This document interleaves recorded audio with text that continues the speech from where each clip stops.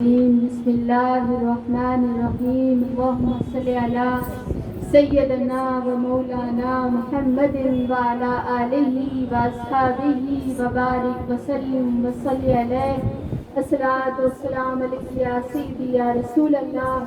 السلام علیکم ورحمۃ اللہ وبرکاتہ. وعلیکم السلام ورحمۃ اللہ وبرکاتہ.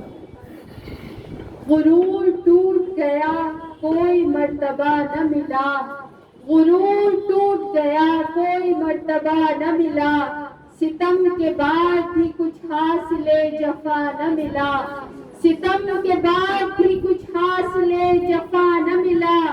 سرے حسین ملا ہے یزید کو لیکن، سرے حسین ملا ہے یزید کو لیکن، شکست یہ ہے کہ پھر بھی جھکا ہوا نہ ملا، شکست یہ ہے کہ پھر بھی جھکا ہوا نہ ملا.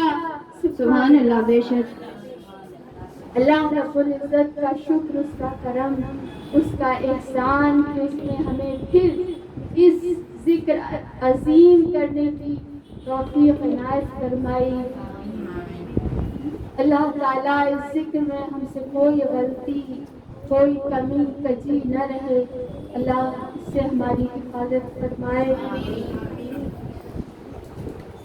کل ہم یہاں تک پہنچے تھے کہ حضرت زہیر علیہ السلام کی قسمت کیسے بدل گئی. یہ امام حسین کی نظر کرم تھی، یہ نظر کرم جس کے اوپر بھی پڑتی تھی اللہ تعالیٰ اس کی قسمت بدل دیتا تھا. اللہ تعالیٰ ہم جیسے گنہگاروں کی بھی قسمت بدل دے اور ہمیں نیکوکار بنا دے. اس ذکر عظیم کے صدقے، یہ وہ ذکر ہے جسے بڑے بڑوں نے کیا، آج ہم گنہگار بھی اس سے فیضیاب ہو رہے ہیں. کل ہم یہاں تک پہنچے تھے زہیر بن خین کے بارے میں ہم سن رہے تھے. آج ہمارا یہ سوال ہے کہ امام حسین علیہ السلام کے قاصد حضرت قیس بن مظہر کی کوفے میں کیسے، ان کو کوفے میں کیسے شہید کیا گیا، آپ ہمیں اس بارے میں بتائیں. السلام علیکم ورحمۃ اللہ وبرکاتہ.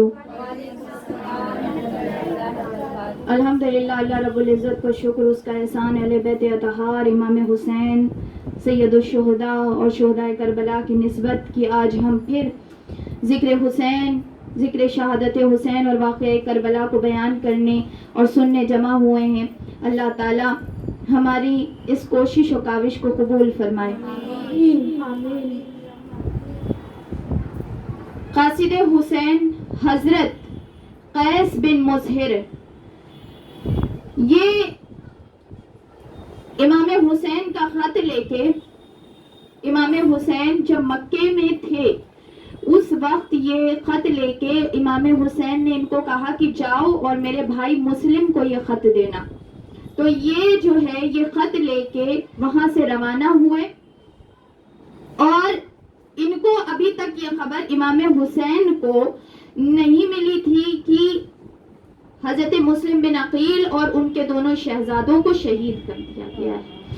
یہ خبر نہیں ملی تھی تو امام حسین نے اپنے ان قاصد کو بھی بھیج دیا کوفے میں، اور کوفے میں یہ گئے، کوفے کے راستے کے قریب ہی پہنچے تھے کہ ان کو گرفتار کر لیا گیا. گرفتار کر کے لعین ابن زیاد کے دربار میں لایا گیا.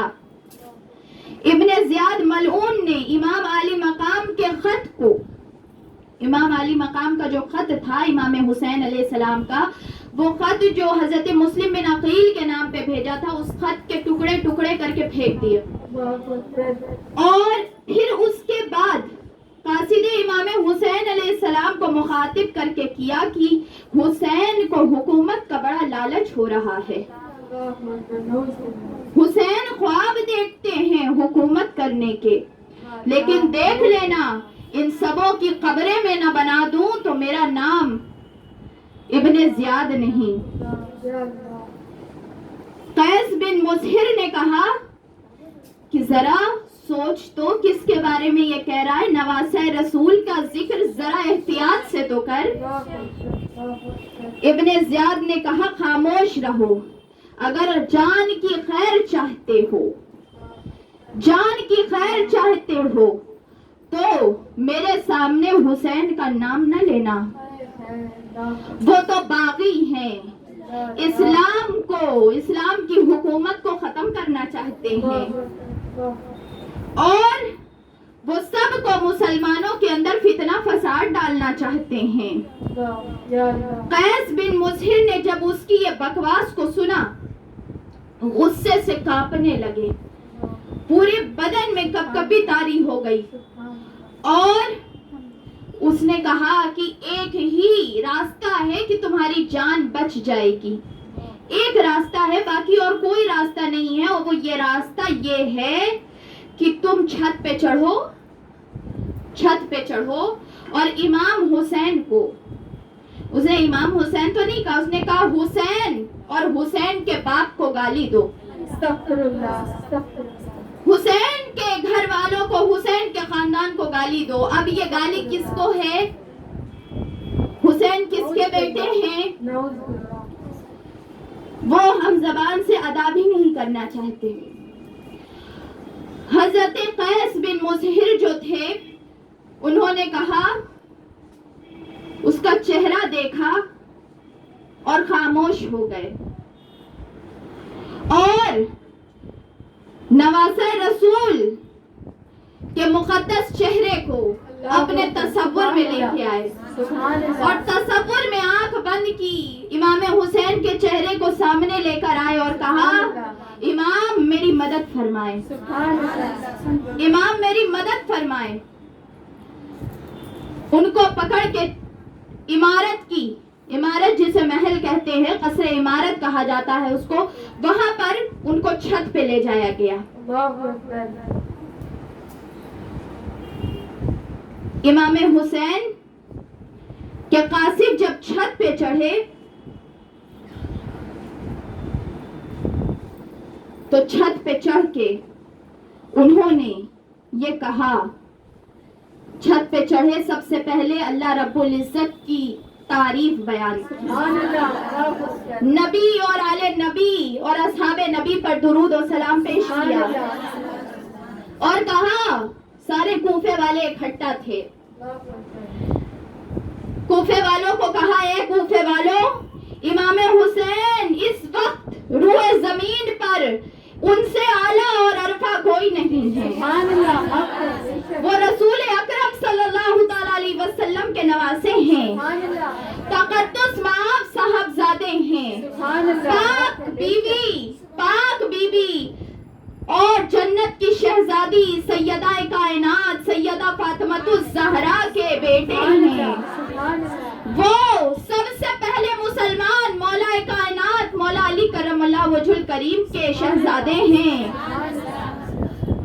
ان کو نبی نے اپنی خوشبو بتایا ہے, یہ گلستان پنجتن کے ایک خوشبودار پھول ہیں, اور فرمایا کہ تم حسین کو پہچان نہ سکے, افسوس ہے کوفے والوں تمہارے اوپر, حسین تمہارے آقا تمہارے مولا ہیں, حسین نبی کی آنکھوں کا نور ہے, حسین دین حق کی پہچان ہے, حسین اسلام کی جان ہے, حسین سے بیعت کرو, حسین ہی حقدار ہیں کہ ان کے سامنے اور ان کو اپنا لیڈر بنایا جائے, اور وہی تمہارے اصل قائد ہیں. تم مانو نہ مانو یہ دور حسین کا ہے, قیامت تک دور حسین اور حسین کے نانا کا رہے گا. اور میں لعنت بھیجتا ہوں, لعنت بھیجتا ہوں ابن زیاد اور اس کے باپ پر, میں لعنت بھیجتا ہوں یزید اور اس کی فوج پر, میں لعنت بھیجتا ہوں اسلام کے باغیوں پر, میں لعنت بھیجتا ہوں حسین کے پر، میں لعنت بھیجتا ہوں اسلام کو پسے پشت ڈالنے والوں پر، بے شک میں لعنت بھیجتا ہوں آل رسول کو نہ پہچاننے والوں پر۔ بے شک جب انہوں نے یہ بات کہی، ابن زیاد غصے میں دیکھنا شروع ہو گیا اور وہ بالکل غصے میں اس نے حکم دیا کہ ان کو وہیں سے نیچے ڈھکیل دو۔ اللہ اکبر اللہ اکبر۔ جب یہ امام حسین کے قاصد نے پلٹ کر دیکھا کہ فوج آ رہی ہے ڈھکیلنے کے لیے، امام حسین کے قاصد نے اس طرف جس طرف مکے کا رخ ہے، کیوں مکے کا رخ کرتے تھے؟ کیونکہ ادھر سے امام حسین تھے، مکے میں امام حسین تھے، وہاں پہ رخ کیا اور رخ کر کے کہا ہے میرے امام میں نے حق ادا کر دیا، میرے امام میری غلامی قبول کریں، اپنے نانا جان کے سامنے کہہ دیجئے گا کہ یہ میرا غلام ہے، میں نے کلمہ حق ظالم قوم کے سامنے بلند کر دیا ہے، میرا کام ہو گیا ہے، میں یقیناً جانتا ہوں کہ میں کامیاب اس دنیا سے جا رہا ہوں۔ مجھے خوشی ہے کہ ان سارے مجموعوں میں سب سے خوش نصیب میں ہوں، مجھے خوشی ہے کہ میں حسین کو پہچانتا ہوں، مجھے خوشی ہے کہ میں جنت کی طرف جا رہا ہوں، مجھے خوشی ہے کہ میں نے آقا صلی اللہ تعالی علیہ وسلم کے دل کو خوش کر دیا ہے۔ اے شہزادہ کونین، اے جگر گوشہ رسول، میرا آخری سلام قبول کریں۔ آپ کا غلام آپ کو سلام کہتا ہے، سلام بھیجتا ہے، محبتیں بھیجتا ہے، پیار بھیجتا ہے۔ اللہ آپ کے خاندان کو سلامت رکھے، اللہ آپ کے غلاموں کو سلامت رکھے۔ میں نے آپ کا نسب العین حق ادا کر دیا ہے۔ کاش میں آپ کے سپاہیوں میں اس وقت ہو پاتا جب یہ بدبخت آپ کے اوپر حملہ کریں گے۔ میرے آقا